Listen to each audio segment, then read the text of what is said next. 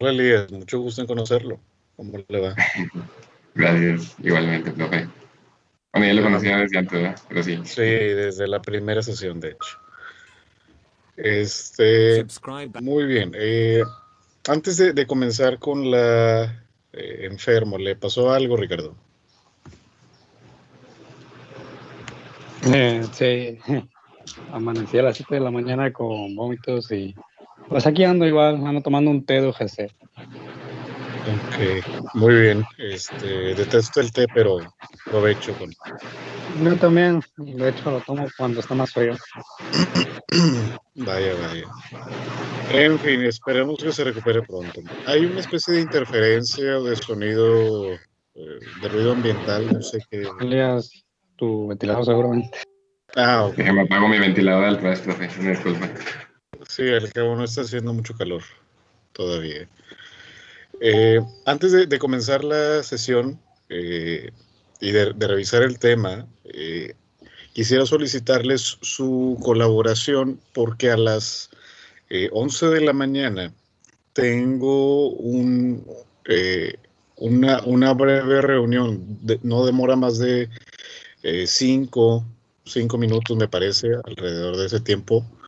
Entonces, a las 11 en punto voy a hacer una pausa en la sesión del día de hoy, ¿sí? Para que el equipo que le corresponde exponer lo tome en consideración.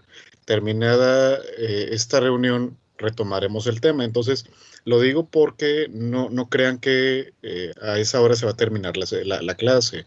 Simplemente va a ser una breve pausa en lo que termino la conexión con el otro evento y regreso con ustedes, ¿de acuerdo? Pues para que el equipo lo tome en consideración, se organice.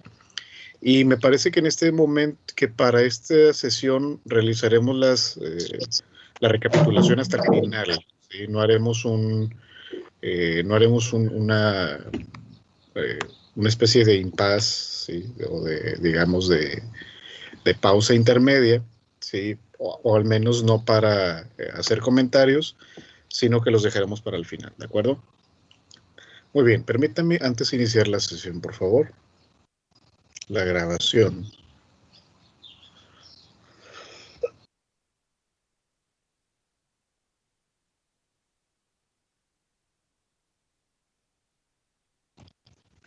Listo. Podríamos decir a manera, de forma introductoria, que el tema de la guerra civil en Estados Unidos probablemente es uno de los más populares, podríamos decir, para los norteamericanos, sobre todo para aquellos que se dedican a coleccionar objetos o a coleccionar historias, ¿sí? En el sentido de que es bastante popular explorar este periodo de la historia norteamericana junto con la Segunda Guerra Mundial, de hecho, eh, por lo cual hay múltiples estudios que se han realizado sobre la guerra civil y desde diferentes enfoques, no únicamente desde el punto de vista militar, sino económico, incluso a nivel local, si ustedes se han dado cuenta. Existen también varios estudios de historiadores como Mario Ceruti o como el maestro Miguel Ángel González, el doctor César Morado, el maestro Jesús Ávila, la maestra Leticia Cárdenas, etcétera. Toda esta cepa de historiadores de la década de los 80 incursionó mucho en este periodo en cómo la guerra civil norteamericana también influyó de este lado de la frontera, ¿no? Desde el punto de vista económico, con la producción de algodón, con la instalación de plantas fabriles, de la circulación de materias primas por los puertos de Matamoros que se utilizaban por los confederados para sacar las mercancías hacia Europa y cosas así, ¿no? El caso es que la guerra civil todavía sigue siendo de estos temas del que todo el mundo habla y de que a veces no siempre comprendemos la dimensión del proceso, ¿no? Es como una especie de revolución mexicana en Estados Unidos, ¿no? Cuidando las proporciones, porque digo, para empezar no duró 10 años, duró menos de la mitad, pero sí como un periodo de reconfiguración interna de lo que va a ser el poder político, de lo que va a ser la economía, de lo que va a ser la sociedad. Y si se han dado cuenta, las unidades anteriores, eh, tanto para política, para economía especialmente, hemos visto cómo la relevancia de la guerra civil ha tenido un impacto a largo plazo, ¿sí? Sobre todo a finales del siglo XIX y principios del XX. Entonces, en función de eso, por eso le vamos a dedicar una sesión exclusiva, ¿sí? A la guerra civil norteamericana. Ahora, para no profundizar en más detalles por el momento, cedemos ahora al equipo la pantalla, el espacio, recordándoles por favor que a las 11 hagamos una breve pausa, ¿de acuerdo? Entonces, equipo, el foro es suyo, adelante.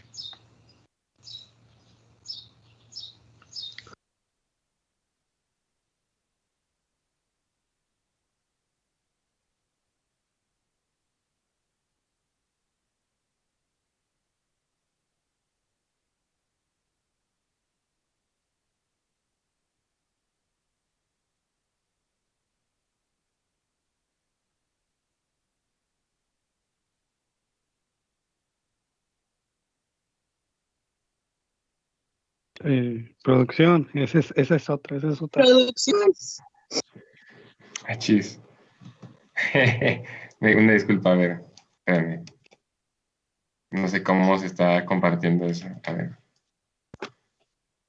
Está muy lento esta cosa, una disculpa. Dejar de presentar.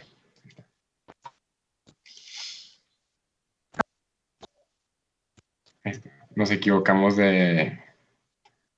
Me equivoqué de industrialización.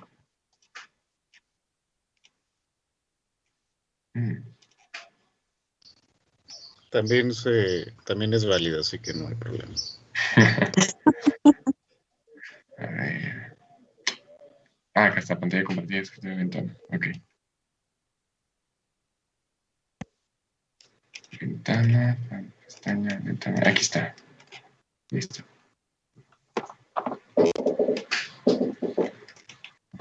Se supone que ya está apareciendo, ¿verdad? En sus pantallas.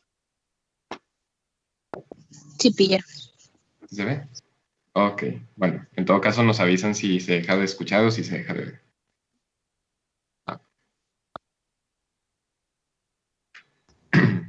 Bueno, buenos días. Nuestro equipo va a presentar la Guerra Civil, que fue entre los años 1861 y 1865. Los integrantes pues son mis compañeros Ricardo, Lucero, Elías, Claudia y su servidor, Carolina.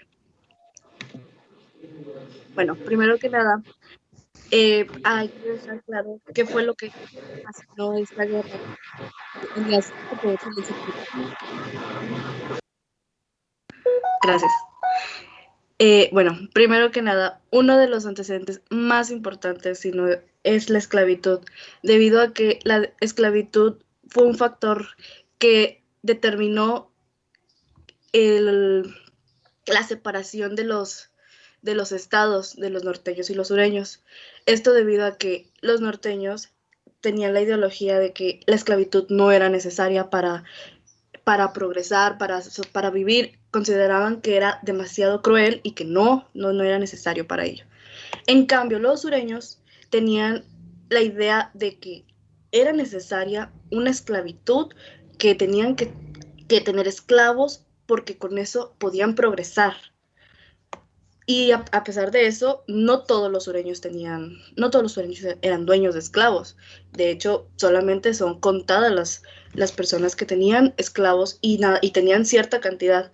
Estos esclavos pues eran utilizados para las labores del campo, realmente, por lo que solo pocos tenían cierta cantidad de esclavos. Entonces, nos vamos hasta 3 décadas, mínimo 3 décadas, porque es hablar más, pero por lo pronto son 3 décadas, por lo que llegó un punto en donde la población sureña en su mayoría, eran esclavos, pero los dueños eran escasos, ni siquiera pasaban de medio millón de dueños de esclavos, porque cada familia, cada dueño tenía aproximadamente, algunos tenían 20, algunos tenían 100, algunos tenían 1000, dependiendo de la cantidad de tierras que tenían, de la cantidad de dinero que tenían incluso para trabajar. el sur pues representaban, en el sur había algunas zonas en donde había muchos esclavos y en otras en donde no había. Esto era, el factor principal era por el clima, porque consideraban que los climas cálidos eran mejor para tener una población abundante de esclavos, y pues en donde menos abundaban eran en las tierras montañosas o en las que consideraban poco fértiles. Esto,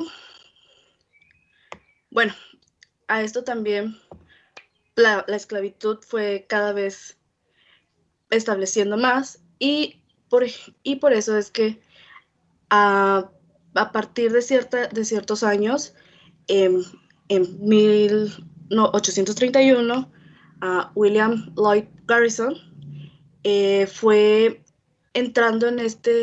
fue involucrándose en la situación porque quería buscar el liberar, el dejar a un lado la esclavitud, el abolir la esclavitud. Sin embargo, pues no fue un papel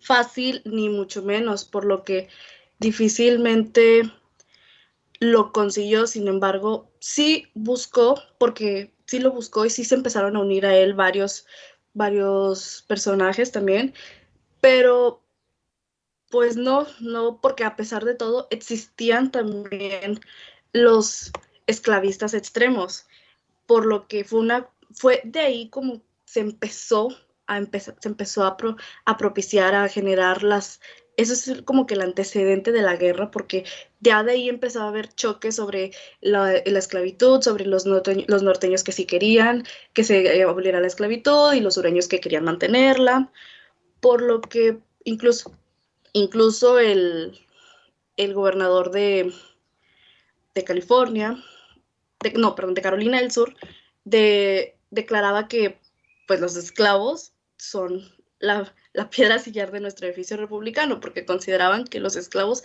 eran la base, eran lo primordial. Bueno, Elías, ¿das otro, por favor? Muy bien.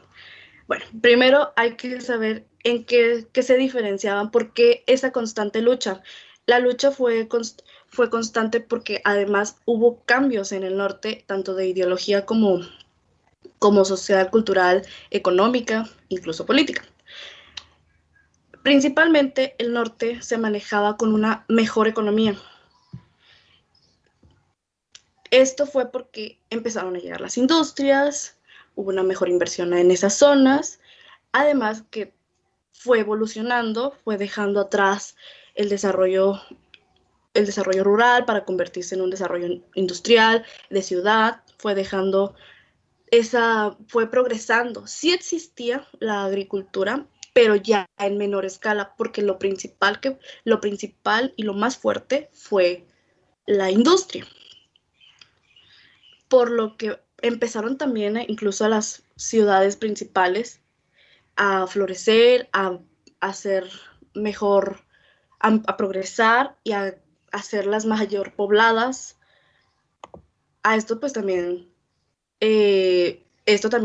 también tomamos en cuenta que estaban en contra definitivamente de la esclavitud.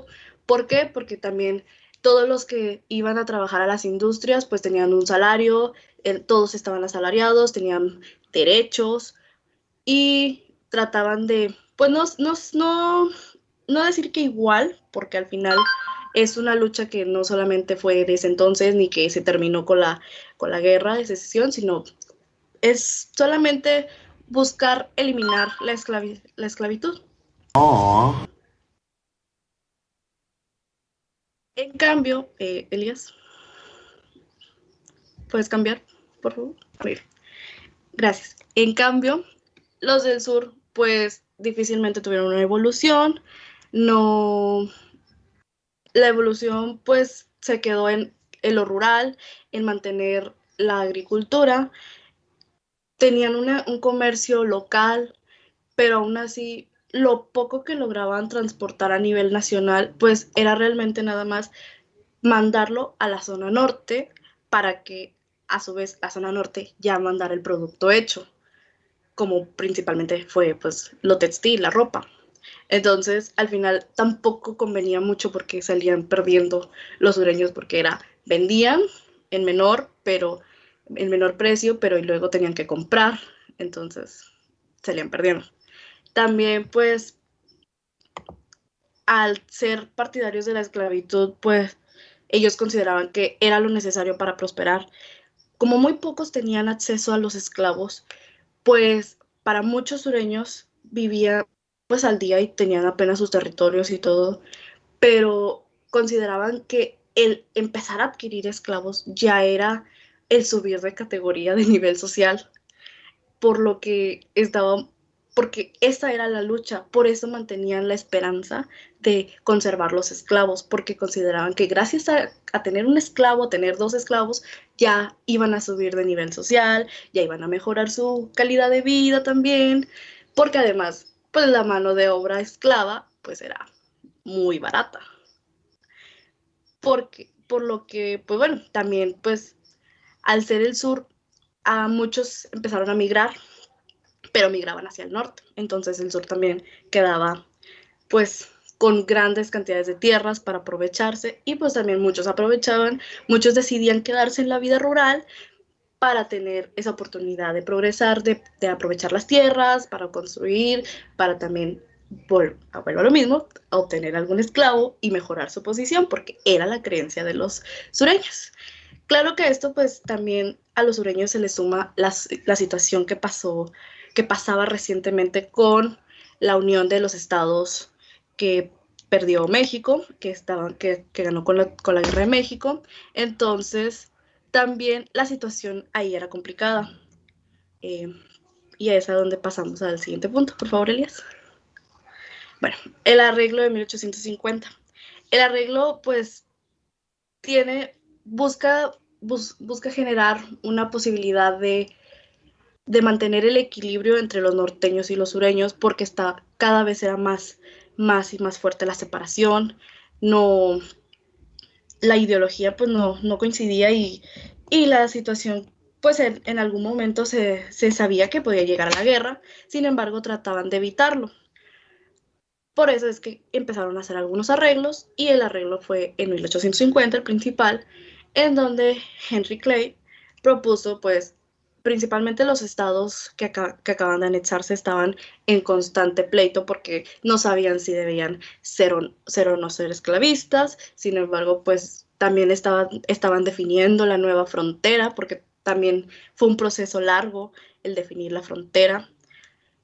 Entonces, bueno, Henry Clay propuso que él era un hombre que convenció porque su manera de hablar, su personalidad, pues daba un toque de tranquilidad y seguridad para todos, por lo que él propuso que California quedara como un estado libre, que Nuevo México y que Utah quedaran sin legislación, o sea que no estuvieran ni a favor ni en contra de la esclavitud. También pues buscaban reducir el tráfico de esclavos en el Distrito de Columbia. Además, también consideraban que era necesario definir un arreglo también, porque la manera en la que trataban a los esclavos fugitivos pues era demasiado cruel, por lo que también buscaban un procedimiento, una manera en la que pudieran devolver los esclavos a sus dueños, pero también sin llegar a los extremos del maltrato, por lo mismo, porque los norteños no estaban a favor y no querían que pasaran por esa situación constantemente. Sin embargo, pues este arreglo pues no duró mucho tiempo. ¿Por qué? Porque al final no estaban contentos ni los norteños ni los sureños, porque al final salían perdiendo, consideraban que salían perdiendo, por lo que pues solamente duró 3 años el arreglo y parecía que sí había logrado en un principio. Sin embargo, empezaron a salir nuevas leyes a favor de algunos que a favor de otros, entre ellas la nueva ley sobre los esclavos fugitivos, que definitivamente fue pues muy, muy, muy mala para los norteños, lo tomaron mucho a mal, porque pues no consideraban no consideraban ni se iban a prestar a participar en la captura de los esclavos tampoco, y al contrario, ellos lo que hacían también era mejor dejarlos ir, es ayudarlos a escapar, por lo mismo, porque tampoco consideraban. Y bueno, también pues en esos tiempos también la esclavitud fue un factor que, que al final si vamos analizando toda la situación, al final la esclavitud es el factor principal por el que se desencadenó, porque el pleito inicia, toda la división entre el norte y el sur inicia a raíz de la idea de la esclavitud. El norte pues empieza a tener unas tantas ideas europeas, un desarrollo similar al europeo, el sur se mantiene en la zona rural, no progresa, por lo que empieza también eso, que empieza a ver las diferencias sobre, pues, unos más que otros. Sin embargo, hay que aclarar que a pesar de eso, Estados Unidos sí estaba creciendo, porque de alguna u otra manera, aunque una zona se dedicaba a la industria y otra a la agricultura, Estados Unidos estaba creciendo, estaban llegando los inmigrantes, la migración creció, por lo tanto también la población creció demasiado, pero aún así no fue suficiente como para detener el problema que estaba por las divisiones de ideología sobre la esclavitud. Que bueno, ya una vez declarado esto, ya podemos empezar con qué fue exactamente ya la guerra.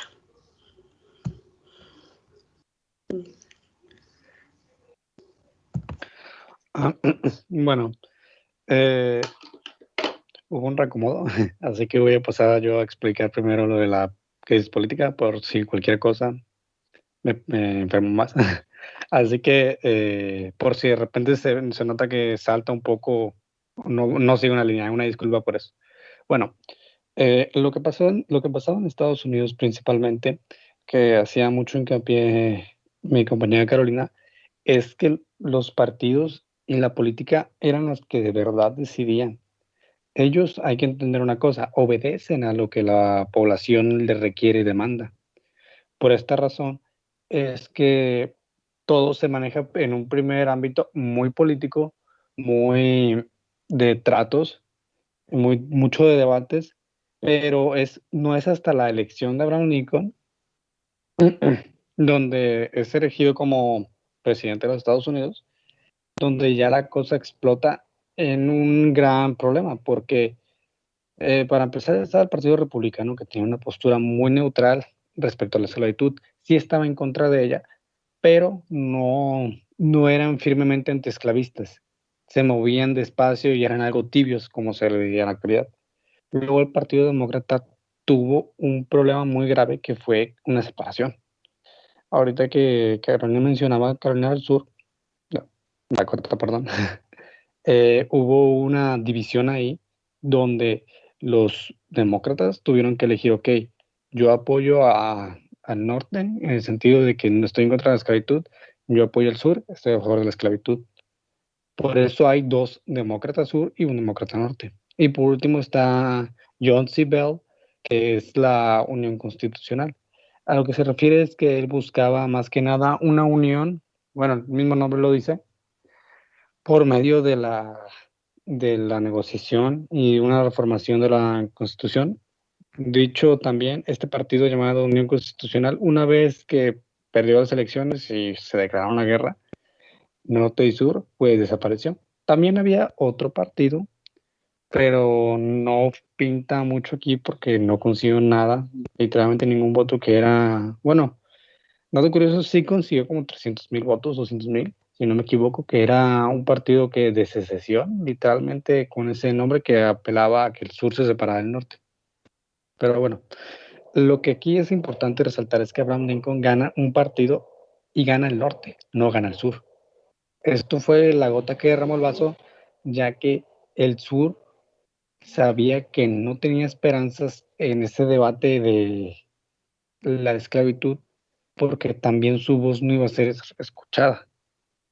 Al haber tanta división, el norte podía ganar por sí mismo, también porque es interesante aquí observar los puntos electorales son con base a la población y pues las poblaciones sureñas también al carecer de muchos blancos, que eran los que votaban, obviamente, no poseían tantos puntos electorales.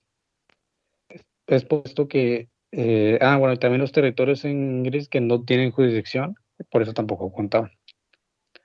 Así que al ganar Lincoln, pues lo repito una vez, el sur se siente desamparado y siente que lo están defraudando. La que sigue, por favor.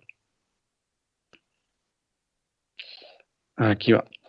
Después de que se hace esta división, los políticos sureños se juntan y los gobernadores empiezan a hablar entre sí de que, ok, vamos a tener que separarnos porque también hay que observarlo de esta forma, es un modo de economía.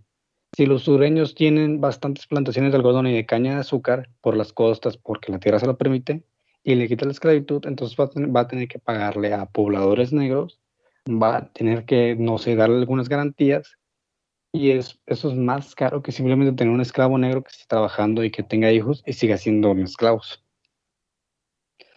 Lo que pasa aquí es que la división es clara y concisa. De hecho, hay también, bueno, se marca el fuerte sombra aquí, porque es un conflicto con el cual se inicia la guerra, que de hecho no fue un conflicto sangriento, simplemente fue una separación de los soldados sureños y norteños, en donde unos fueron, si no me equivoco, los del norte fueron sacados del fuerte Sumter, perdón, no leí mal. Y pues eso mismo inicia el conflicto, aunque insisto, no hubo, algunos lo detallan como una batalla sangrienta, pero en realidad Pane, si no me equivoco, menciona que no hubo ningún muerto. Al conseguir esta separación de los estados, sucede algo muy importante. Los políticos se encabezan como jefes militares, aunque esto no se debe confundir con que ellos eran los que comandaban la guerra, no. Ellos actuaban como que designaban a los coroneles, a los comandantes, y sí tenían una injerencia, pero no eran plenamente los protagonistas en una guerra. Es como en la actualidad, que el presidente es el comandante supremo de las Fuerzas Armadas de México, pero no es es un jefe militar, pero no es un militar como tal. También se tenía la esperanza de que fuera el conflicto corto, ya que, y esto también lo veremos 50 años más adelante con la Primera Guerra, esperaba que fuese un conflicto de que, ok, un año, 2 años, ganamos o perdemos, bueno, la gracia para ellos era ganar, y se acaba.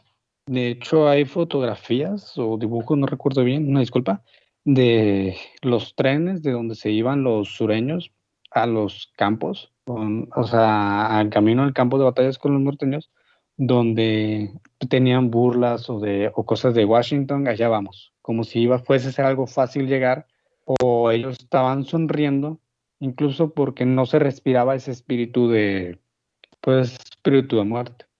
La siguiente, por favor. Gracias. Aquí sucede algo importante en la política en la secesión, ya que es una guerra que va a dividir el país, también va a tener mucha injerencia con otras naciones. La política del algodón que seguían los estados sureños, ya que ellos son los que evidentemente poseían el algodón, hacía que ellos, en primer lugar, eran conscientes que el norte era superior en soldados.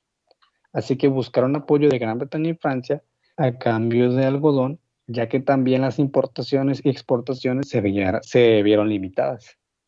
No obstante, ambos países no aceptaron, ya que en primer lugar Gran Bretaña no le parecía correcto, incluso le parecía una falta de respeto que, bueno, Gran Bretaña incluso ni apoyara a los norteños, que por ejemplo botes de ellos, que más bien no botes, barcos con productos de ellos eran cazados y tomados con soldados americanos en barcos británicos. O sea, les robaban el producto con sus propios barcos. En Francia se lo pensó, pero en su país había una suficiente cantidad de algodón, así que no suponía una verdadera crisis y suponía más un problema irte a una guerra para, para poder ganar algunos territorios, pero pues no había más motivos, simplemente por algodón, pero como no escaseaba, simplemente no quisieron. También tenemos la doctrina Monroe, que esto es muy importante, ya que esta doctrina está plenamente vigente y los estados europeos tampoco se querían meter porque es como que intervenimos y al final nos van a sacar de ahí porque no nos quieren. No por nada, unos años más en estas épocas, por cierto, me equivoqué. México va a estar en guerra con Francia y Francia va a aprovechar que Estados Unidos está ocupado, pero una vez que Estados Unidos acaba la guerra, pues no por nada Francia se va a retirar o va a dejar de dar apoyo. También en la secesión hubo muchas políticas respecto a la conscripción. La conscripción se refiere a la leva, que ya que no muchos soldados se enlistaban en el conflicto, porque también hay que aclararlo, esta guerra fue muy sangrienta, pues se les obligaban. Así que los confederados en 1862 pues obligaron a los jóvenes a ir a la guerra y también los unionistas un año después. La siguiente, por favor. Así que con todo este estado de guerra ya definido y con crisis de los estados, que también me faltó aclarar, por ejemplo, los demócratas del norte y del sur, ellos también se dieron y ayudaron a los partidos políticos, digo, perdón, a los ejércitos, ya sea confederados o unionistas.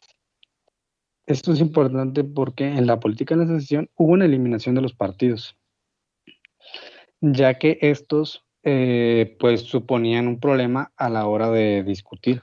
También se eliminaron los debates en el Congreso. Esto más que nada en los estados sureños, ya que al estar en un estado de emergencia, si es que se le puede declarar así, los propios presidentes o comandantes no querían problema o política que pudiese retrasar algún conflicto. También se ignoró mucho la soberanía estatal y esto es muy importante ya que la guerra comenzó porque Estados se unieron y se confederaron, porque no olvidemos que de las 13 colonias está muy vigente ese espíritu de nacionalismo, pero también de un estado como tal. O sea, Florida tiene su orgullo y ese orgullo va a ser distinto al de Washington, el Distrito de Colombia. Permíteme un minutito.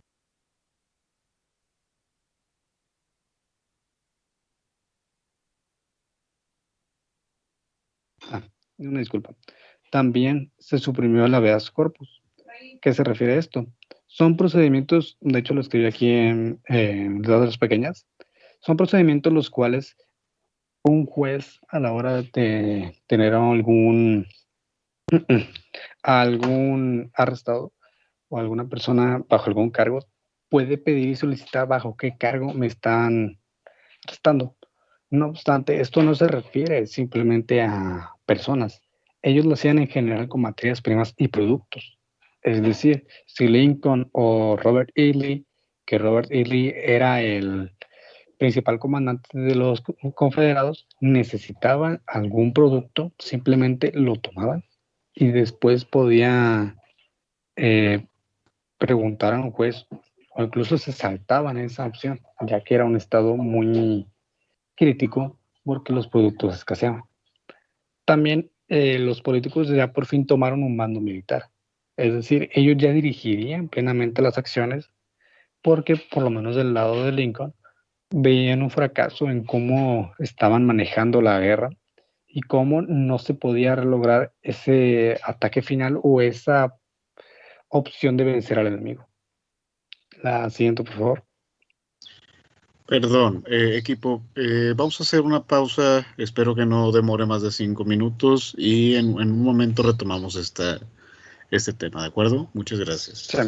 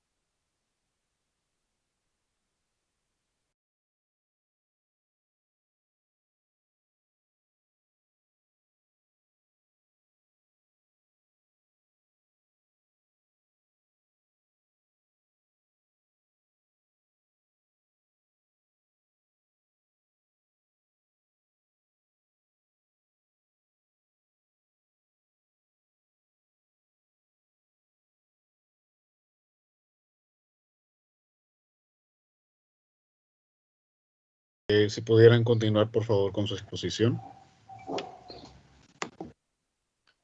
Por supuesto. Bueno, también otro aspecto importante en la política de la secesión fue que hubo mucho cierre de puertos debido a la situación de guerra, y también muchas veces los puertos no eran cerrados, simplemente que como había aranceles, no convenía que yo, país europeo, enviase un producto de Estados Unidos porque me iba a salir muy caro pagar un arancel y no tendría suficiente producto. También funcionaba como una forma de evitar que tanto la Unión o los confederados pudiesen tener más entrada de producto.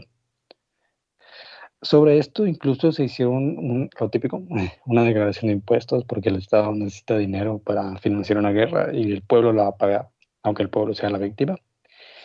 Y los impuestos fueron principalmente en el norte y las licencias fueron en el sur. ¿Impuestos de qué? Pues se cobraba sobre materia prima, se cobraba sobre productos, ya sea básicos, compra de recursos, y las licencias eran para realizar tales o cuales actividades, ya sea el cortado de árboles, obviamente para venderlo, o restaurantes, etcétera. La idea era obtener dinero de alguna forma.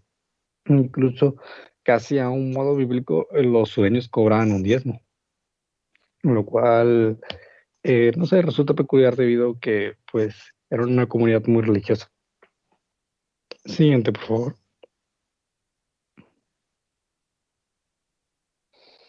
Ahora que aquí uno de los principales momentos de la política norteamericana, que a mi parecer resulta muy hipócrita, ya que con vistas en que los soldados blancos no eran lo suficientes, pues empezaron a listar los soldados de color. Muchos se unían, ya que se hizo, bueno, primero que nada se hizo la proclama de emancipación.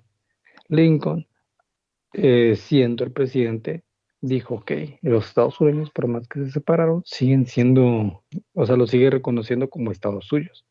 Son separatistas, pero en realidad yo soy el que manda aquí.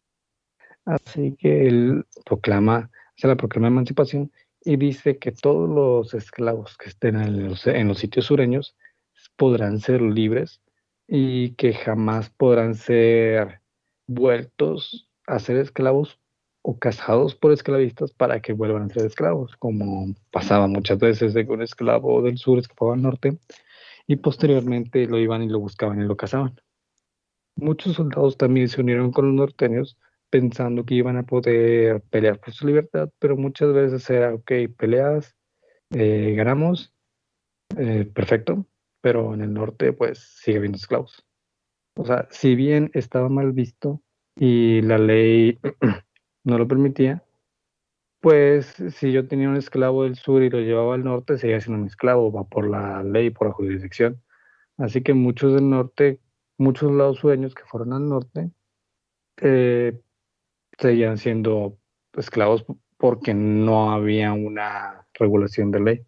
Suena un poco complicado, pero en realidad es eso, luchaban por su libertad, pero en muchas ocasiones no la obtenían. También cabe resaltar que en el norte no se proclamó ¿cómo se llama? Eh, no se proclamó una emancipación hasta 3 años más tarde. Primero fue en el sur por simplemente política y en el norte fue después. La siguiente, por favor.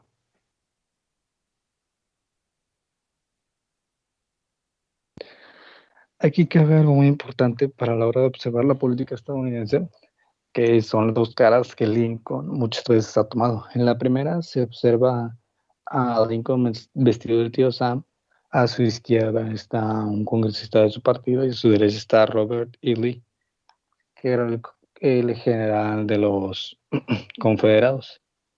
Aquí sucede algo muy importante. Lincoln simplemente no sabía muy bien a qué lado apoyarse. De hecho, se especula que si hubiese sido un presidente mucho más tibio, hubiera aceptado la separación y ya. Pero no se trataba de eso. Lincoln tenía dos dificultades muy difíciles, como dice en el texto, que era entrar en una guerra que no quiere entrar, pero hacerle caso a su partido o aceptar la separación, pero el partido te va a achacar todos los problemas. Y luego a la derecha está otra forma de visión que se tenía como Lincoln, el Libertador, que tal vez no se distinga, pero abajo dice la última advertencia de Lincoln y dice, si no te bajas, si no te quieres bajar, entonces tendré que cortarlo, te que encontrar el tronco o el árbol que está bajo de ti, que es pues una analogía de decir, ok, voy a sacar la esclavitud desde la raíz. Esto es importante porque en un futuro pues se va a observar eso, un Lincoln como el principal libertador de los esclavos, pero en realidad era un político que tenía que observar muy bien y pensar muy bien qué movimiento hacer para satisfacer a la población, porque al final de cuentas eran políticos que se debían a la población de la época. La siguiente. Y esta frase es muy importante. De hecho, resume mucho el pensamiento de la política de secesión. Mi principal objetivo en esta lucha es salvar a la Unión y no salvar la esclavitud ni destruirla. Si pudiera salvar la Unión al precio de unir libertad a un solo esclavo, lo haría. Si pudiera salvar la libertad a todos los esclavos, lo haría. Y si pudiera salvarla libertando a unos y abandonando a otros, también lo haría. Eh, es ese punto importante porque Lincoln siempre tuvo la encomienda de que okay, necesito que la Unión se mantenga, valga la redundancia, unida. Los esclavos, si bien la forma de la política, si bien fueron la excusa que comenzó, bueno, fue lo que desencadenó el conflicto, en realidad terminaron siendo en último plano algo importante, ya que la esclavitud siguió unos años después, se abolió, pero todos sabemos cómo una población mayoritariamente blanca y rica iba a seguir mandando una población pobre y negra. Así que es muy interesante observar las perspectivas políticas porque muchas de ellas no eran pelear por los esclavos o por no tener esclavos, era pelear por los intereses de lo que provocaban los esclavos. Y bueno, por parte de la política sería todo.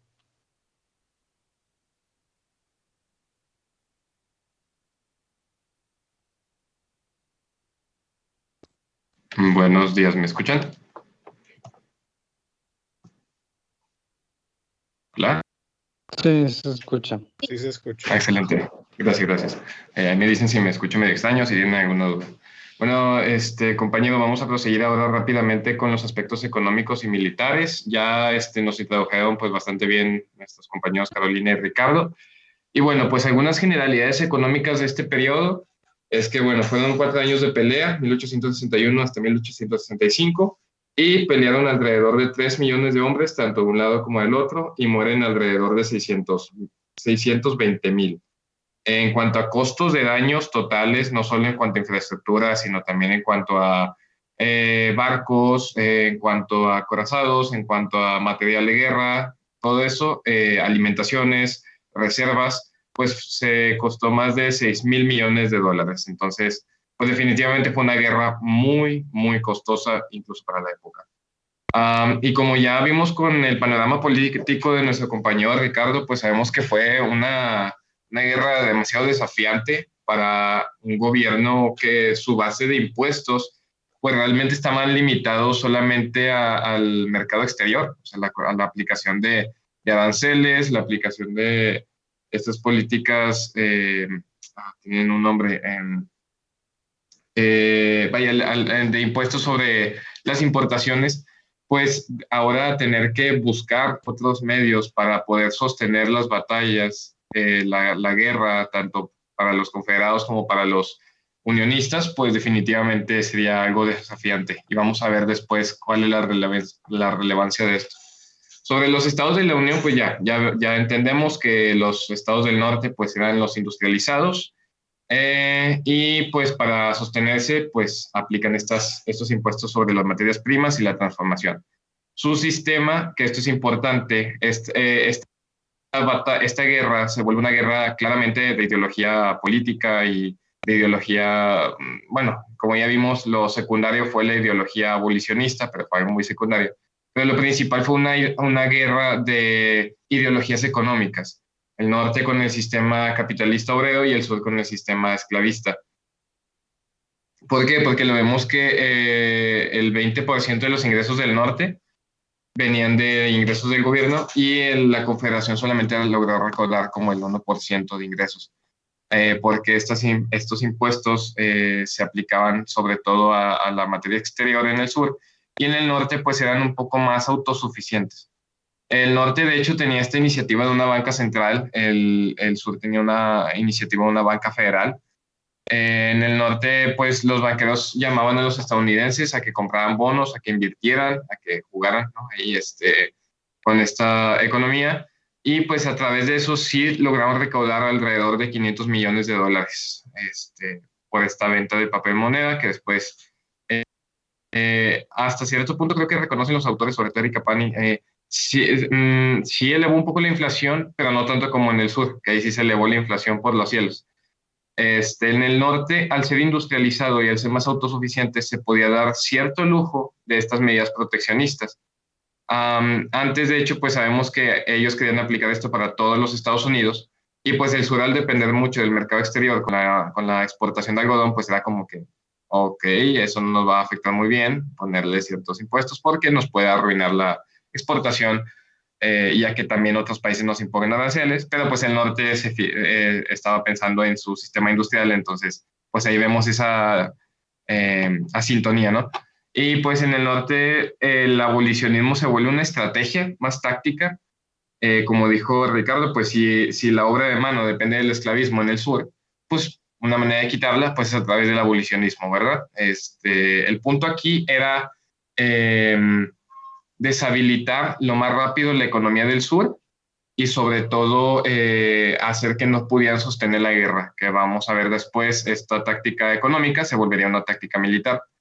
Al final de cuentas, esto del abolicionismo hizo que 179,000 afroamericanos luchen por el norte, obviamente de manera segregada. Sí se incluían los pelotones, ¿no? Las divisiones en el ejército, pero pues eran pelotones exclusivamente de afroamericanos. Y por parte de los confederados, hay una situación de que nunca logran un liderazgo militar unificado. ¿Por qué? Porque en el Alto Sur estaba Robert E. Lee, ¿no? Y también otro general que le decían la muralla, el Stonewall, porque nunca lograron penetrar sus fuerzas.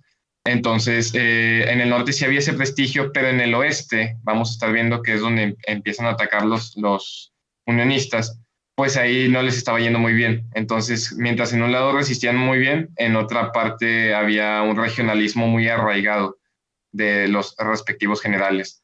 En el norte también vamos a ver que van a batallar un poquillo con los generales. Lincoln va a estar poniendo y quitando, poniendo y quitando, poniendo y quitando, pero era en un mismo sentir, por así decirlo. Como ya dijimos, en el sur pues tendrían la elevada tasa de inflación, y pues su producción media per cápita cae, tanto por los destrozos de granjas, de sitios de producción, de fundidoras, les pegaría muy fuerte. Esto de los fundidores tiene relevancia porque pues ya vemos que primero se separa el Bajo Sur, que son los estados del sudeste, que eran principalmente productores de algodón, y cuando se les anexa el Alto Sur, que sería Virginia y otros estados, pues ya esto les provee fundidoras y fábricas de pólvora para, de cierta manera, hacerles contraparte al norte, que como sabemos, pues sí había una cierta desigualdad bélica en que el norte pues sí estaba mucho más militarizado que el sur, pero aún así pues vamos a ver cómo sí les dan batalla. Y bueno, como ya comentó rápidamente mi compañero Ricardo, pues está la captura del fuerte Sumter. Realmente no es una gran batalla, ocurre en abril de 1861, y lo que pasa es que pues estaba esa amenaza, y Lincoln lo que hace pues es como de cierta manera entregarla al no poner mucha resistencia, porque sabía que si él lo ponía resistencia como que iba a ser peor, pero pues como que ya sucedió la guerra, ¿no? Entonces pues se encontraban entre la espada y la pared ambos gobiernos. Entonces al suceder esto se convocan a 75,000 soldados contra los rebeldes confederados. Y cuando se convoca esto, pues los confederados dicen, no, pues me ocupo defender, y llaman a 100,000 hombres para defenderse del ataque norteño. Y pues una de las estrategias que les digo, que trascienden de lo económico a lo militar, es el Plan Anaconda. No sé si alguien haya escuchado de él. Yo hasta apenas que estaba investigando me sonó muy interesante. El Plan Anaconda, vamos a ver en una imagen en lo que consiste. como las anacondas tienen un modo de ataque que es asfixiar a sus presas. Pues bueno, miren, aquí podemos ver cómo efectivamente la táctica era asfixiar, por así decirlo, a los confederados, y sobre todo es donde nace, bueno, no nace, sino vemos la frase divide y vencerás, ¿no? El punto era dividir a través del río Mississippi los estados confederados para así limitar su producción, su sostenimiento, y que fueran dos frentes distintos a atacar. Y asimismo, algo importante aquí es el bloqueo marítimo con la primera vez que se usan acorazados. Entonces, con esto se cortaba el comercio exterior y hacían que los confederados pues fueran muriendo internamente, por así decirlo, su economía. Y bueno, ahora sí, ya una pues, cronología rápida. Sabemos que todo aquí sucede en el Fort Sumter. Ahí disculpen el inglés, todo mexicano. Aquí está el bloqueo naval. Y a partir de aquí, en julio de 1861, no sé si alcancen a ver aquí que hay un punto naranja, aquí sí ocurre una de las batallas más sangrientas y relevantes, que es la batalla de Bull Run. Aquí pues alrededor de 70,000 personas, hombres, pues están luchando en ambos bandos. Y este es un ataque del norte para llegar a la capital de Richmond, que era la capital de los confederados. Es un triunfo porque es un triunfo defensivo. Y es interesante porque si bien resistieron tan bien que debilitaron tanto a los unionistas, incluso podían ver, no sé si ven aquí la distancia tan corta entre las dos capitales, entre Washington y Richmond, ellos incluso podrían haber ido y atacar y ya haber acabado con la guerra, porque los habían dejado tan débiles, pero fue como esas victorias, tienen un nombre, esas victorias donde ninguno de los dos, o sea, te cuesta Pírricas. tanto.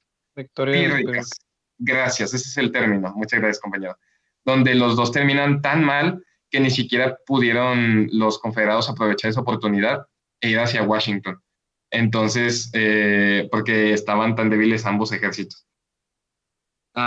Después, en la primavera de 1862, otra vez se intenta llegar a Richmond, pero mediante un desembarco en la península de Yorktown, y pues también resulta fallido. Entonces, defensivamente estaban aguantando muy bien los confederados a pesar de las diferencias de números.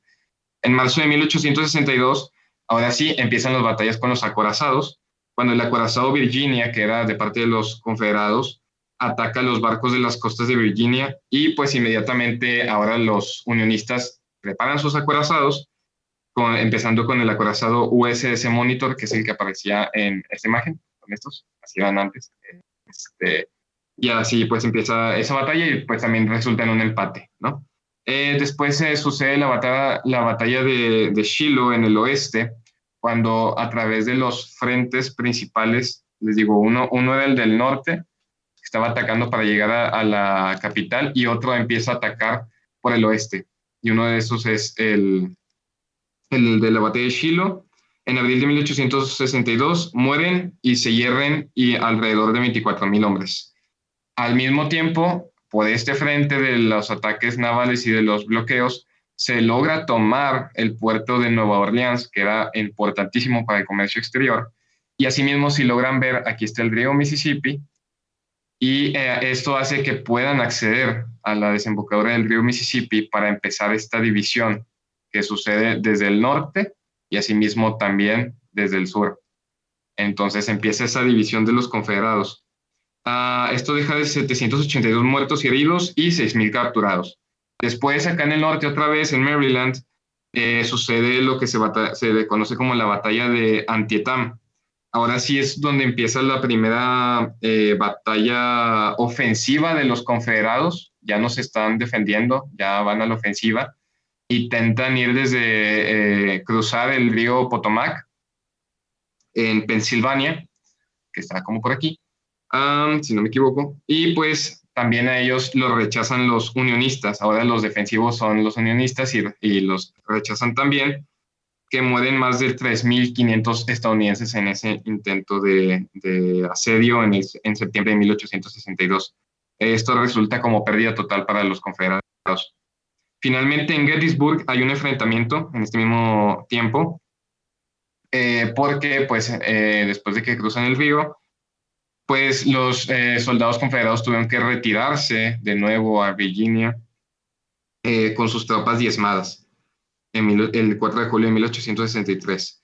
Otra vez volviendo hacia el frente occidental, los generales Ulysses Grant y el general Sherman avanzan hacia el sur, ya por el caudal del río, a lo largo del Mississippi, y en el verano de 1863 capturan la fortaleza de Vicksburg, que está en esta zona, así la logran ver, y con esto sucede la rendición del puerto de Hudson, que les da el control del curso del río Mississippi, todo esto. Entonces ya ahora sí, ya está dividido, tenemos acá los confederados de Texas, estos estados, y los confederados de los estados del este. El general Ulysses Grant es denominado por Lincoln como el general de todas las Fuerzas Armadas de los ejércitos de la Unión desde 1864, y ahora sí vuelven a intentar una marcha hacia el sur. Luego, entre mayo y junio, pues la Unión pierde 60,000 hombres en esa ofensiva hacia el sur, pero consigue continuar avanzando en todo este marcha hacia el sur. Voy a borrar un poquito aquí de tantas líneas que intentaban avanzar. Y finalmente vemos cómo inicia el asedio contra la ciudad de Petersburg, en Pensilvania, si no me equivoco. Las fuerzas de la Unión ya finalmente vencen en la decisiva batalla de Five Forks el 1 de abril de 1865, cerca de la capital de Richmond, y esto pues fuerza al general Lee a evacuar Petersburg y la ciudad de Richmond. Con esto termina porque la capital confederada cayó en manos del cuerpo de la Unión, el 25º cuerpo de la Unión, y es muy interesante, muy chistoso, porque este cuerpo estaba compuesto exclusivamente casi por soldados negros. Entonces, no sé, me imagino como, no sé si recuerdan el capítulo de Malcolm, donde está la abuelita racista, y pues Lois trae a todos sus amigos afroamericanos como de venganza para que se asuste y salga huyendo. Entonces, como que me imagino algo así con ellos, ¿no? Y bueno, así es este proceso militar. Y sobre todo, ¿qué nos muestra esto? Que eran cuerpos militares muy improvisados. Sobre todo, vemos una militarización en este tiempo de los Estados Unidos. Y es interesante porque todos los oficiales, tanto unionistas y confederados, se graduaron de la misma escuela. Entonces, por eso vemos que las tácticas generales era atacar la capital y atacar de frente. Esto haría que fueran tantas las muertes por esas tácticas napoleónicas que usaban un texto francés.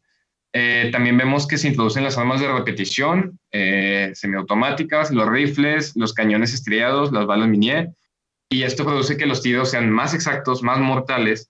Se introducen las ametralladoras, vuelos de reconocimiento y barcos acorazados. Es la primera vez, por así decirlo. Fueron tantas las masacres que el presidente tuvo que pedir a un general cuyos hijos, unos estaban luchando del lado confederado y otros del lado unionista, entendía la situación y le pidió que redactara un código para que el comportamiento bélico limitara los desmanes. Entonces estaba feo, fue una masacre de esta guerra y definitivamente fueron demasiadas las bajas en ambos bandos.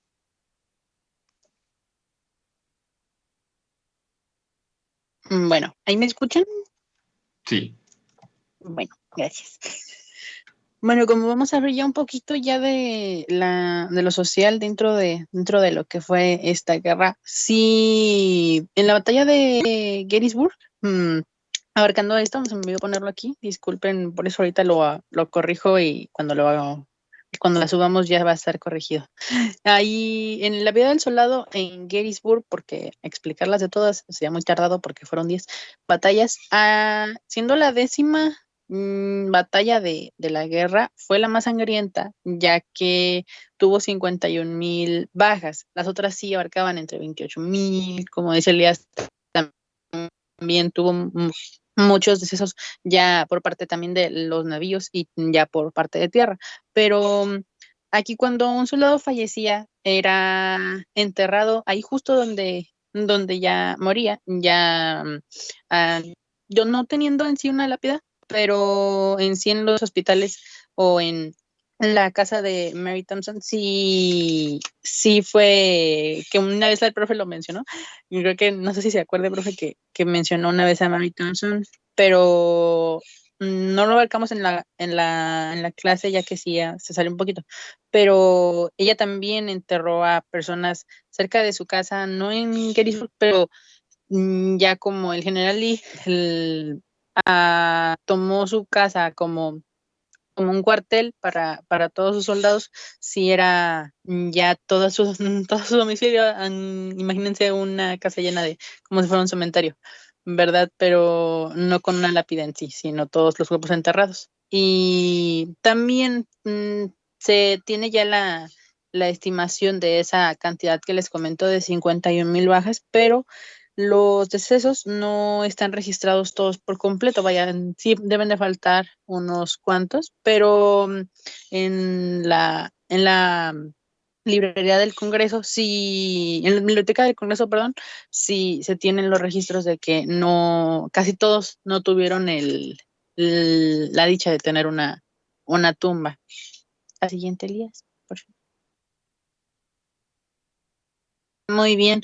Aquí lo que ganaba un soldado de la Unión eran $13 cada mes. Y ya vamos viendo que obviamente siendo una persona de color, sí vemos que ganaban $7.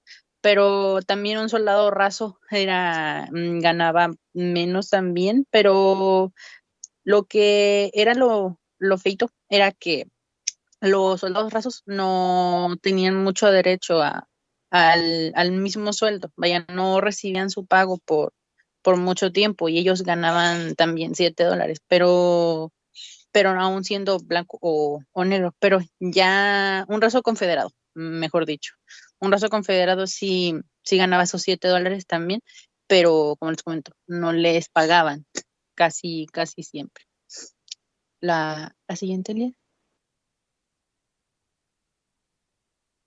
Ok, aquí lo que podemos ver es que dentro de lo que hacían en su tiempo de ocio los soldados era, era escribir cartas a sus familias, también jugaban cartas, bebían, fumaban, oraban, y esto está registrado como tal porque se pueden ver cartas en la Biblioteca del Congreso de Estados Unidos y bueno, ya pueden, ahorita les puedo mencionar el link para que puedan buscarlas.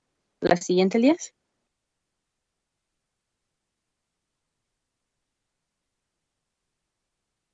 Ok, aquí ya la comida que se veía usualmente que tenían los soldados era café y galletas, nada más. Pero también se podían tener como ahorita que se tienen ya muchos tipos de cocina en,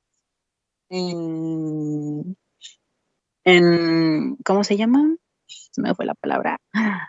Sí, en el servicio militar ya vemos que ya tienen una gran variedad de alimentos, pero anteriormente sí se tenía solamente algunas frutas que recolectaban. Eso sí, se me olvidó recalcarlo. Solamente las frutas y verduras eran lo que conseguían en el camino, no se las daba el gobierno, pero sí lo que era ya la harina, sí era también de lo que iban ahí encontrando en los huertos.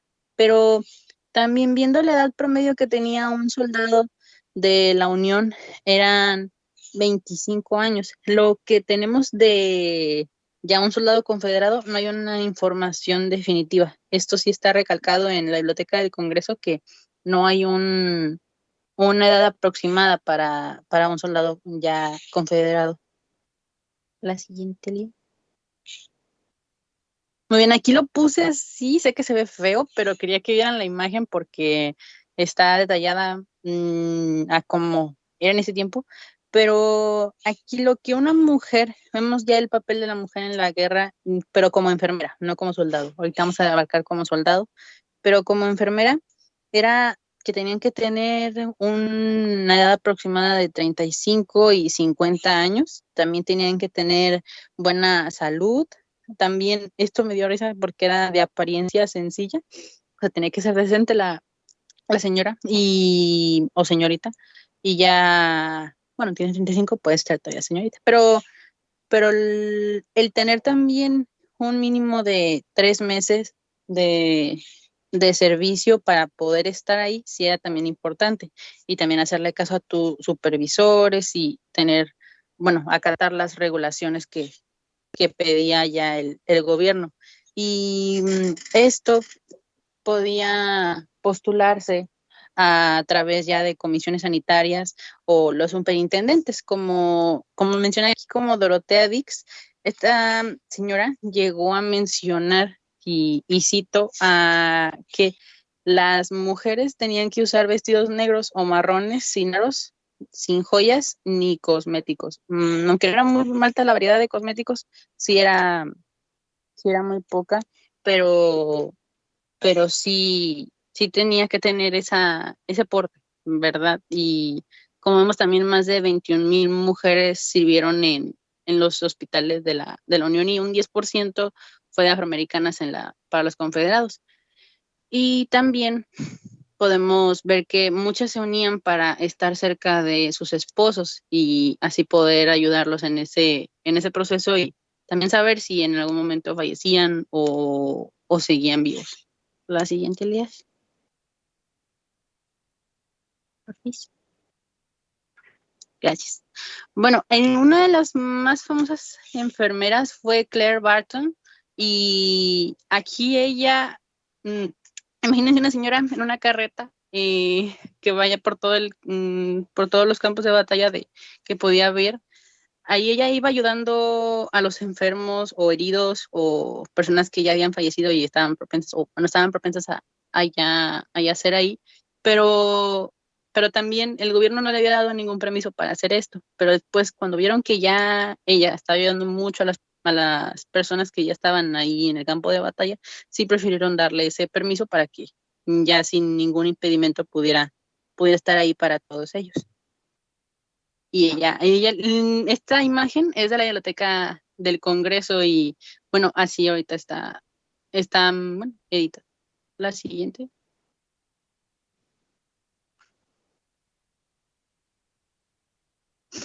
Ok, aquí también vemos que ya la mujer soldado y muchas mujeres se hacían pasar por hombres, cortaban su cabello y ya usaban ropa de hombre y esto para poder enlistarse en algún ejército de la Unión o de los confederados. Pero un número entre 400 y 750 mujeres fueron las que se enlistaron, pero ahorita vamos a ver a una importante que ahorita van a poder ver. Y otro tipo de vestimenta que usaban también estas mujeres. Muchas no eran remuneradas, eso sí hay que recalcarlo, no recibían algún pago, ellas se enlistaban como Mulan, como Mulan se también tomaba las peleas de sus papás, tomaba las peleas de su papá. Aquí muchas mujeres también peleaban por sus hermanos o por sus padres, pero o porque querían nada más ir a aventurarse, pero muchas también soñaban con tener una voz y ya después de esto también vemos que va a tener un alto auge el poder feminista en ese tiempo, pero no se le hizo tanto caso, vaya, pero sí se ve ¿cómo decirlo? Se me fue la palabra, disculpen. Sí, tener una voz en cuanto a sus casas, no podían tener derecho a un domicilio si estaban viudas o la esposa les había dejado la casa, no se podían quedar con eso, tenían que volver a casarse y eso era difícil y por eso también ejercían el voto. Pero dale la siguiente, Elías, por favor.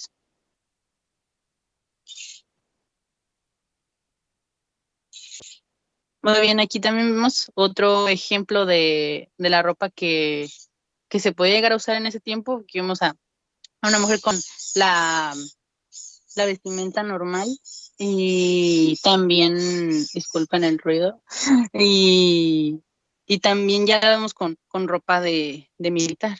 La siguiente. Muy bien, ella fue una de las más importantes soldados de la, si no me equivoco, fue de la Unión. Sí, y ella desertó porque contrajo malaria. Ella es Sarah Edmond Seeley y este es un periódico original de ese tiempo.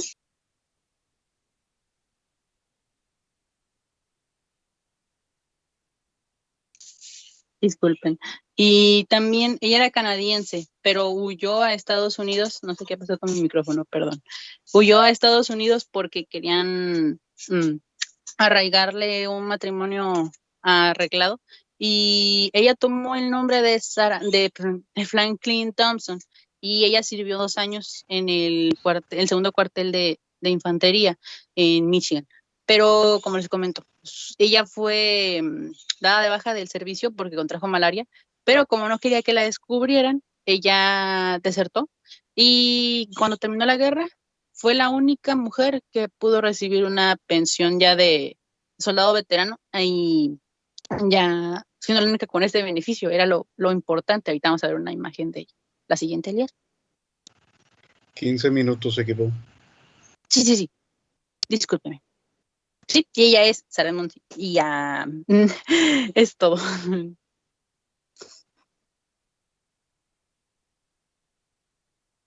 Bueno, ahora rápidamente vamos a ver pues cuáles fueron las consecuencias de este periodo de la guerra civil. Y bueno, entre las consecuencias directas, pues tenemos que entramos a otro periodo al cual se le suele denominar la reconstrucción. Este fue de 1865 a 1877. Bueno, este periodo de reconstrucción, como su nombre lo indica, pues trata de los esfuerzos que se realizaron para tratar de, entre comillas, podemos decirlo, reconstruir a Estados Unidos. La Confederación pues comienza a rendirse. El general Lee, que ya mencionaron, pues se rinde él junto con su ejército en 1865, en abril, y una semana después asesinan al presidente Abraham Lincoln en el Teatro Ford. Entonces, entramos, bueno, la política estadounidense pues entra en un periodo de crisis sobre si realmente se va a continuar con esta política implementada por el presidente o si se va a dejar de lado. Y bueno, el que se hace cargo de la presidencia pues es el entonces vicepresidente Andrew Johnson. Y bueno, este periodo de reconstrucción se caracteriza pues por las reformas constitucionales, ocupación militar dentro de los estados sudistas, la toma de acción política y social y por último, pero pues no menos importante, la segregación. Siguiente, por favor.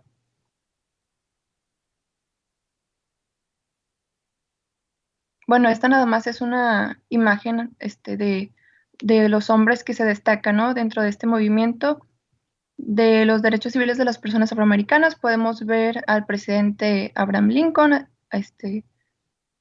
podemos ver a Frederick Douglass en el centro, a Blanche Kelso Bruce a la izquierda, en el centro a la izquierda, y a Hiram Rhodes Rebels, que se encuentra a la derecha. Bueno, estos fueron senadores republicanos y reformadores sociales, y atrás de ellos pues se observa parte de la vida, ¿no? que en estos momentos se estaba llevando a cabo. Tenemos los campos, las escuelas y bueno, pues las luchas. Siguiente, por favor.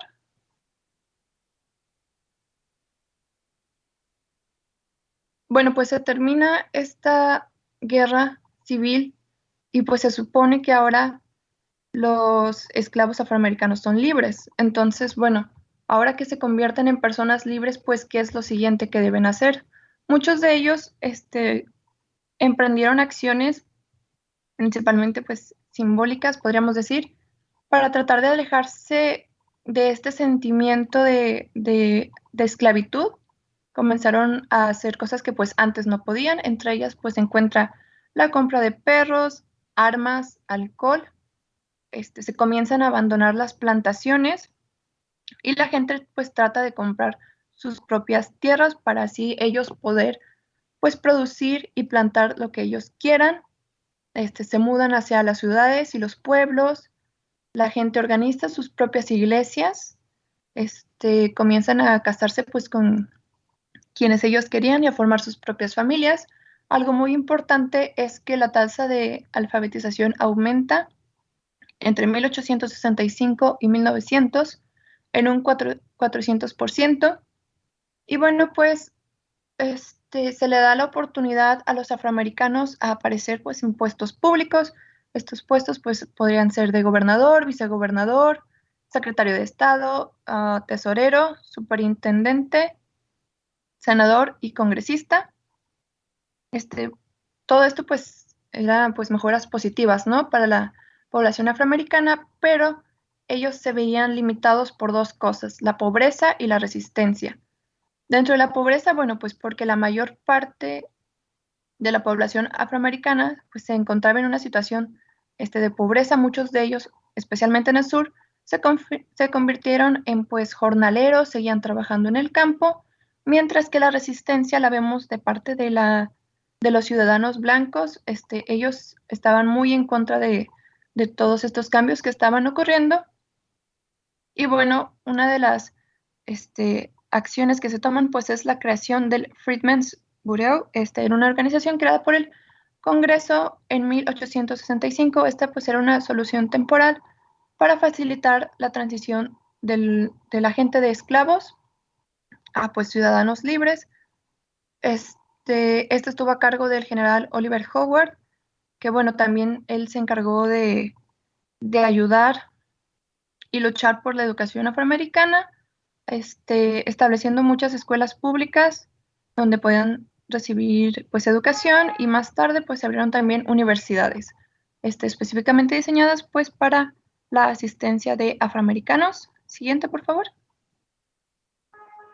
Y bueno, esta es una imagen de cómo ciertas personas pues veían a esta organización. Podemos leer que dice, una agencia pues para mantener el negro en la ociosidad o holgazanería a expensas del hombre blanco, y podemos ver en la imagen que se encuentra pues un hombre negro acostado, descansando, y más hacia el fondo pues a hombres blancos trabajando. Siguiente, por favor. Bueno, los republicanos, los representantes republicanos trabajaron para proteger a los antiguos esclavos. Se trataba de proteger a la vida, la libertad y la propiedad. Es por eso que comienzan estas reformas constitucionales. La enmienda 13, ratificada en 1865, abolió oficialmente la esclavitud, la prohibió dentro de los Estados Unidos, pero había una que otra excepción dentro de ciertos estados, y bueno, nadie podría obligar a la persona a trabajar de manera involuntaria.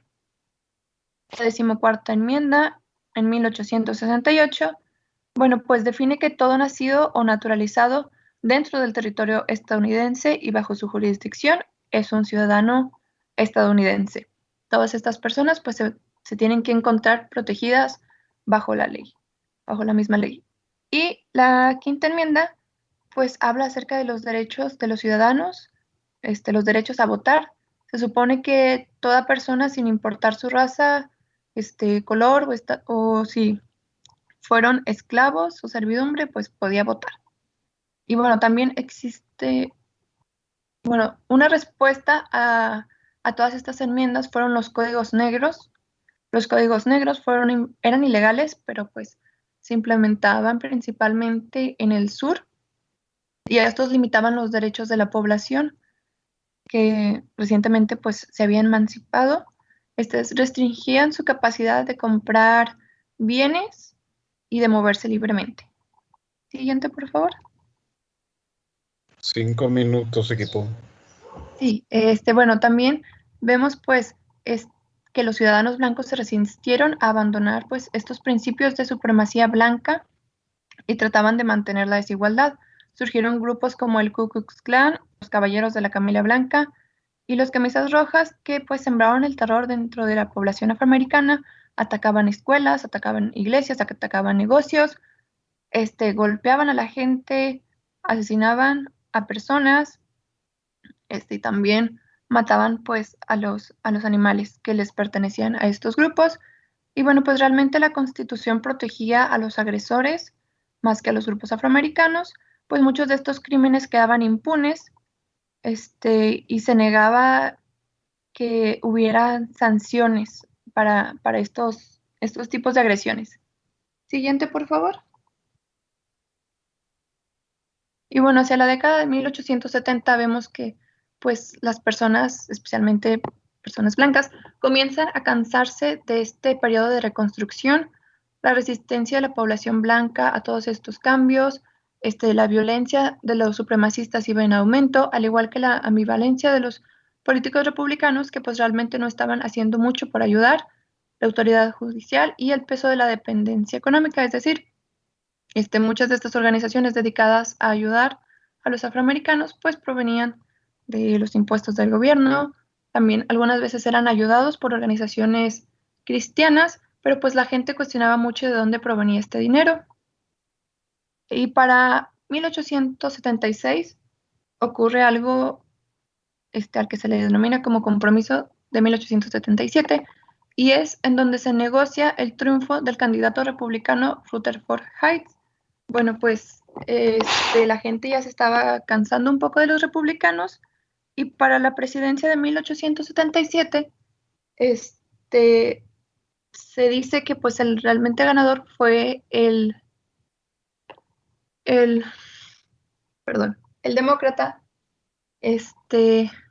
y bueno, pues se negocia a puerta cerrada el triunfo de este candidato republicano con la condición de que pues se le diera fin a este proceso de reconstrucción, en el cual se retiran, para ese mismo año, 1877, 3,000 soldados federales de los estados de Luisiana, Florida y Carolina del Sur que continuaban bajo la ocupación militar. Siguiente, por favor. Pero bueno, estos no fueron los únicos cambios. También tenemos que existe un crecimiento demográfico, un aumento en el comercio, la industria, la expansión territorial y la agricultura. Hacia 1900, pues se tiene que la población era un poco menos de 76 millones comparada con la cifra de 1880, que era de alrededor de 50 millones de personas. Pues la industria ganadera, dentro de este aspecto comercial, comienza a prosperar. La gente se da cuenta de que puede ganar más dinero con el ganado que con algodón. Dentro de la agricultura, aumenta el cultivo del tabaco, del algodón y del maíz. Estados Unidos entra en un periodo de prosperidad hacia 1878. Se duplican los números de producción de las industrias, el número de los trabajadores y de fábricas. Y en cuanto a la expansión territorial, pues tenemos que los grupos granjeros, agricultores y debido a las rutas de ferrocarril que se estaban construyendo, pues se invaden las tierras de los grupos nativos, además de la compra de la compra de Alaska a Rusia en 1867, pues por poco más de 7 millones. Siguiente, por favor. Mi compañera Lucero les va a hablar acerca de esta página. Sí, ya nada más finalizando, ya es la última diapositiva. Aquí sí, si ustedes quieren, ahí cuando ya subimos la presentación pueden darle clic a ese link y esta página es del gobierno de Estados Unidos y pueden, si un día van a Estados Unidos, pueden inscribirse en este tipo de programas, es como Peace Corps, pero ya americano, y bueno, aunque Peace Corps es americano, pero es solamente nacional, y pueden preservar un pedacito de lo que fue la guerra civil. Ya si ven algún puntito, el más cercano que tenemos es Houston, y es de Palo Alto, y ya ahí pueden ver también de la Gran Guerra y todo lo demás, pero si cualquier cosa que vean en ese puntito es un punto de preservación para que puedan inscribirse y todo lo demás. Está muy padre. Y listo, profe. Perfecto, muchas gracias. Dejen por favor un momento ahí las referencias. Por cuestiones de tiempo ya no podremos hacer una recapitulación por el momento. Ojalá en la siguiente sesión podamos iniciar con esa recapitulación sobre el tema que, bueno, ustedes mostraron una serie de elementos bastante completos, no solo desde el punto de vista militar, sino también político, económico e incluso sociocultural, ¿sí? Lo cual es bastante valioso. Pero insisto, ahorita por razones de que ya se termina la clase, pues no podremos recapitular. Entonces empezaremos la siguiente sesión con ello. No se les olvide, por favor, compartir esta presentación en la sección de archivos, cargarla como documento, ¿sí? Y también quisiera recordarles que el próximo jueves vamos a empezar la sesión de forma un poco más tarde, tal vez 10 a las 11, cuando mucho a las 11 de la mañana, para que el equipo lo tome en consideración, ¿de acuerdo? Por favor, registren su asistencia en el chat y nos vemos la siguiente clase. Pásenla bien. Que tenga lindo día, profe. Gracias, nos vemos. Muchas gracias, hasta luego. Hasta luego, profesor.